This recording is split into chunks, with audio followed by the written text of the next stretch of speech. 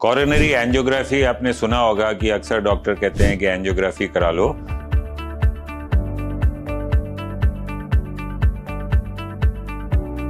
तो coronary angiography कोई बहुत बड़ी चीज नहीं है। इसमें क्या करते हैं कि हम हार्ट की आर्टरी में डाई डाल के, और इस जो मशीन है हमारी, इसको कैथ लैब बोलते हैं, एक कंटिन्यूअस एक्सरे चलता है और वो हम हार्ट उसका फ्लो देखते हैं। जो डाई होती है वो रेडियो ओपेक होती है, मतलब जो एक्सरे जाएंगे वो जब हार्ट के अंदर से डाई जाएगी तो वो ब्लैक दिखेगी और बाकी सारी चीज़ें जो है वाइट दिखेंगी। तो वो दिखता है कि रास्ता कहीं ब्लॉक तो नहीं है। ब्लॉक होता है तो उसमें दिखता है कि कंस्ट्रिक्शन हो गया है।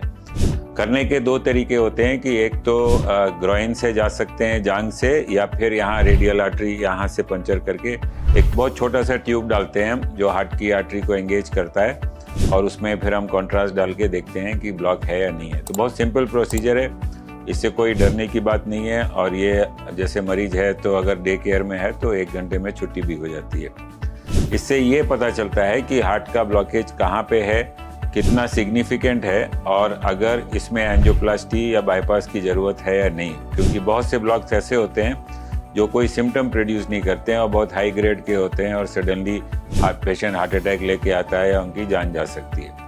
तो ये उनमें करना चाहिए जिनको चेस्ट पेन हो, चलने पे एंजाइना हो, या फिर जिनका ईसीजी या स्ट्रेस टेस्ट, चाहे स्ट्रेस टीएमटी या स्ट्रेस एको उनका पॉजिटिव हो, तो उन पेशेंट्स में इसको किया जाता है। अब दूसरा सवाल ये आता है कि एंजियोप्लास्टी क्या है। बहुत लोग मुझसे पूछते हैं सर आप एंजियोग्राफी करोगे या एंजियोप्लास्टी करोगे। जैसे हमने बताया कि एंजियोग्राफी में खाली हम एक फिल्म लेते हैं देखने के लिए ब्लॉक कहाँ है।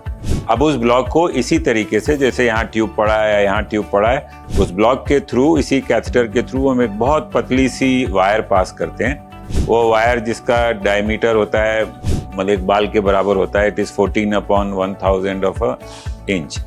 उसको हम पास करते हैं इसी कैमरे और एक इमेजिंग की गाइडेंस में, और उसके बाद एक छोटा हम बलून लेते हैं, उसमें हम ब्लॉक को क्लियर करते हैं, और उसके बाद एक स्टेंट डाल देते हैं। स्टेंट ऐसा होता है जैसे आपने एक टनल बनाया, और उसके बाद क्योंकि वो ढह ना जाए तो आप एक स्कैफोल्ड लगाते हो कंक्रीट का कि वो ढह ना जाए।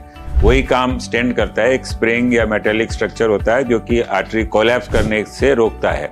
और इसमें आज के नए स्टेंट वो होते हैं जिसमें कि दवा, एक पॉलीमर होता है, उस पर दवा लगी होती है जो धीरे धीरे रिलीज होती है, जिससे कि इसकी रिकरेंस काफ़ी कम हो जाए, कि उसमें टिश्यू ग्रोथ बहुत कम हो जाए। बहुत सिंपल टेक्निक है और ये बहुत इंस्टेंट टेक्निक है हार्ट ब्लॉकेज को क्लियर करने के लिए।